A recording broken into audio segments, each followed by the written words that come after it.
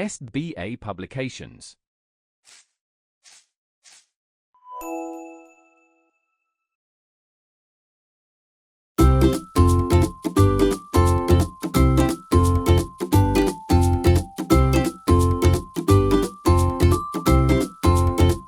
नमस्कार प्यारे बच्चों, कैसे हैं आप सब।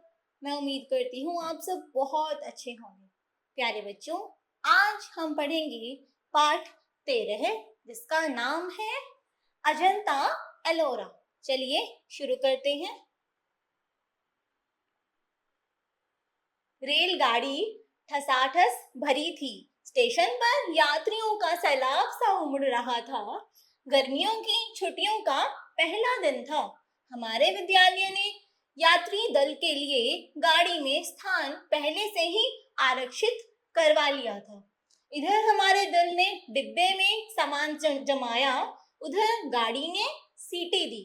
लोहे की पटरी पर सांप की भांति रेंगती हुई रेलगाड़ी छुक छुक की ताल के साथ आगे बढ़ने लगी। फिर यात्रा में वह आनंद आया जो जीवन भर याद रहेगा। उधर खिड़की के बाहर क्षण क्षण बदलते मार्ग के दृश्य, इधर साथियों के आपसी हंसी मजाक, छीना झपटी, खाना पीना, गाना बजाना, सब कुछ आनंददायक प्रतीत हो रहा था। हंसी खुशी के वातावरण में कब एक सप्ताह बीत गया पता ही नहीं चला। यात्रा के ये 7 दिन न होकर स्वप्न लोक की 7 घड़ियां थी। सवेरे 5 बजे हमारा दल जलगांव पहुंच गया। वहां से अजंता के लिए एक घंटे के बाद बसें चलती हैं। हमारी बस ज्यों-ज्यों अजंता की ओर जा रही थी, त्यों-त्यों पहाड़ी निकट आने के लक्षण सामने दिखाई पड़ रहे थे। सामने एक काष्ठ पट्ट पर लिखा था अजंता। प्यारे बच्चों, अजंता एलोरा की गुफाएं हैं। यही अजंता नामक गांव है, इसी कारण इन गुफाओं का नाम अजंता की गुफाएं पड़ा। हमने देखा कि गांव के 3 और पहाड़ियां हैं जिनकी गोद में बघोरा नदी बह रही है। नदी का नाम क्या है? बघोरा। हम एक पथ प्रदर्शक के साथ अजंता की गुफाएं देखने चल पड़े। उसने हमें बताया अजंता में छोटी बड़ी कुल 29 गुफाएं हैं। इनमें 5 मंदिर हैं जिन्हें चैत्य गुफाएं कहते हैं।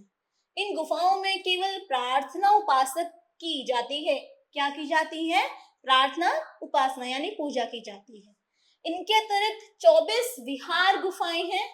24 विहार गुफाएं हैं जिनमें बौद्ध भिक्षु रहते हैं और पढ़ते लिखते थे। अब तो नहीं रहते, पर पुराने जमाने में वहां पर गौतम बुद्ध जी के जो भिक्षुक हैं, बौद्ध भिक्षुक, वहां वो रहते थे।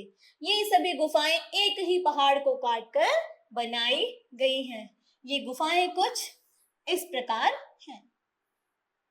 हमने देखा कि गुफा में एक छेद से इतना प्रकाश आ रहा है कि उससे लगभग सारी गुफा बिल्कुल जगमगा रही थी। दीवारों और छतों पर सुंदर चित्र अंकित थे और मंदिरों में पत्थर काट कुरेद कर सुंदर मूर्तियां बनाई गई थी। जो यहाँ मूर्तियां बनाई गई थी वह पत्थरों को तराश कर बनाई गई थी।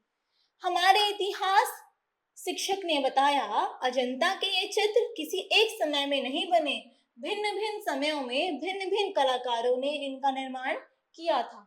इनका निर्माण गुप्त काल में हुआ। ऐसा अनुमान है कि पहले गुफा के चित्र 100 ईस्वी में बने और सबसे बाद की गुफा के चित्र 628 ईस्वी में बनकर तैयार हुए। हमने गुफाओं में घूम घूम कर चित्र देखे। कहीं कोई राजकन्या हाथ में कलश लिए हुए बुद्ध के सामने खड़ी है, कहीं कोई यक्ष कुमारी हाथों से पुष्पों की सुंदर मालाएं गुथ रही है, कहीं कोई पत्नी संन्यास लेकर संघ में जाते हुए अपने पति को देख रही है। 17वीं गुफा में अंकित एक जातक कथा के बारे में पथ प्रदर्शक ने बताया कि महात्मा बुद्ध के पिछले जन्म का नाम बोधिसत्व था। एक बार बोधिसत्व ने मृग के रूप में जन्म लिया और अपनी झुंड का मुखिया बन गया। एक दिन राजा वन में शिकार खेलने आया। शिकारियों ने ऐसा जाल फैलाया कि सारा झुंड उनकी पकड़ में आ गया। राजा ने बधिकों को आदेश दिया कि रसोई के लिए प्रतिदिन एक मृग मारा जाएगा। एक दिन एक गर्भवती हिरनी की बारी आई। उसे देखकर बोधिसत्व को दया आ गई। उसने राजा के सम्मुख उपस्थित होकर प्रार्थना की, इस हिरनी के बदले मुझे मारकर इसे प्राणदान दिया जाए। इस घटना का राजा पर इतना प्रभाव पड़ा कि उसने शेष सभी हिरणों को मुक्त कर दिया और भविष्य में जीव हिंसा न करने की प्रतिज्ञा ली। हम अजंता से एलोरा पहुंचे।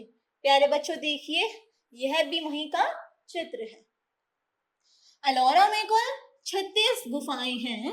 इनमें 17 हिंदू मत की गुफाएं हैं, 12 बौद्ध मत की, 5 जैन मत की तथा 2 साधारण गुफाएं हैं। हम तो पहली गुफा देखकर ही चकित रह गए। उस काल में जब मनुष्य के पास आधुनिक यंत्र थे ही नहीं, केवल छेनी और हथौड़ी से पहाड़ को तराश कर ऐसे कला मंदिर बनाना सरल कार्य नहीं था। इन गुफाओं में बड़ी बड़ी गैलरियां हैं, छत है, स्तूप हैं। क्या मजाल कि एक स्तूप दूसरे स्तूप से तिल भर भी भिन्न हो।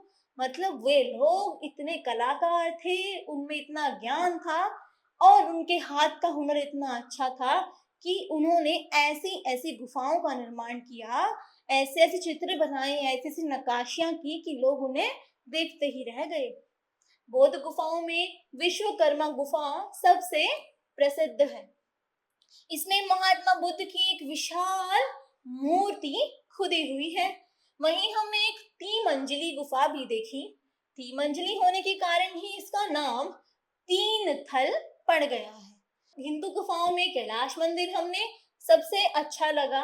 हमने वहां जाकर कैलाश मंदिर देखा जो हमें बहुत अधिक पसंद आया। यह एक ठोस चट्टान को काट काट कर बनाया है। इसकी दीवारों पर चारों ओर देवी देवताओं की मूर्तियां खुदी हुई हैं। जैन गुफाओं में 2 मंदिर बहुत ही बड़े हैं, इंद्र सभा मंदिर और जगन्नाथ सभा मंदिर। इनकी मूर्तियां अब टूट गई हैं।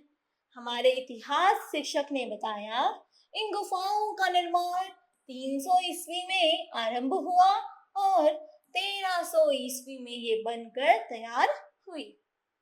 आज ये गुफाएं हिंदू, बौद्ध और जैन धर्मों का सुंदर संगम स्थल है। इस यात्रा में हमने अजंता एलोरा की कला के दर्शन किए। इससे बढ़कर और कौन सी ऐतिहासिक यात्रा हो सकती है। इन सभी को इस यात्रा में बहुत ही अधिक आनंद आया क्योंकि इन्होंने अजंता और एलोरा की गुफाएं वहां पर देखी, उनका ढंग से भ्रमण किया और समझा कि ये कौन सी गुफा में जो चित्र बने हैं ये कब बने थे, ये जो मंदिर बने हैं ये कब बने थे। प्यारे बच्चों, आइए अब पढ़ते हैं शब्दार्थ।